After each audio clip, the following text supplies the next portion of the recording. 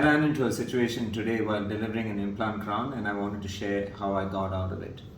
So this is the master model, and here's the crown made for this second molar, and the fit on the master model is of course perfect, okay, no problems. However, when I tried it in the patient's mouth, it seemed like it was a little bit turned this way. So obviously my impression was inaccurate. The timing of the implant, that means the turn of the implant, was off, and I needed to redo this. Now the reason why this happened is this implant is quite deep seated, and I had used a closed tray impression post to take the impression, and that's what this would look like.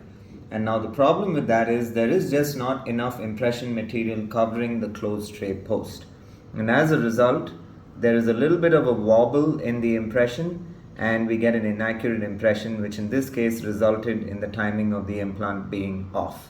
So instead, how do you get around this situation? Well, one obvious answer is to use an open tray post like that, and this would work, but remember, this is a case which you're remaking, and you want to minimize your expenses, and using polyether to do an open tray impression is going to add to your cost.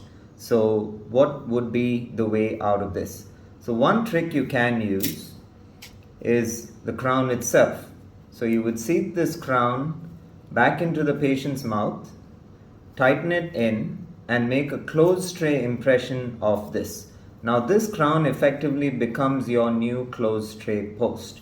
How does this work? So imagine we've just made the impression, we take out the crown, we connect it to an analog just like any other closed tray post, tighten this in place, there we go, nice and tight.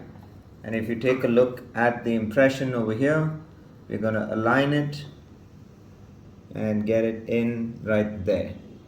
So now we've saved on material because we have not used polyether, we have just done a putty wash, and we have fixed this problem. So that's what I wanted to share with you today, that it's not only the closed tray and the open tray posts that could be used for implant dentistry. You could also use the final crown. As long as it's a screw retain crown, you should be able to use that to make your impression as well. So just remember, in implant dentistry, you got to think out of the box. Till the next time we meet, take care and have a nice day.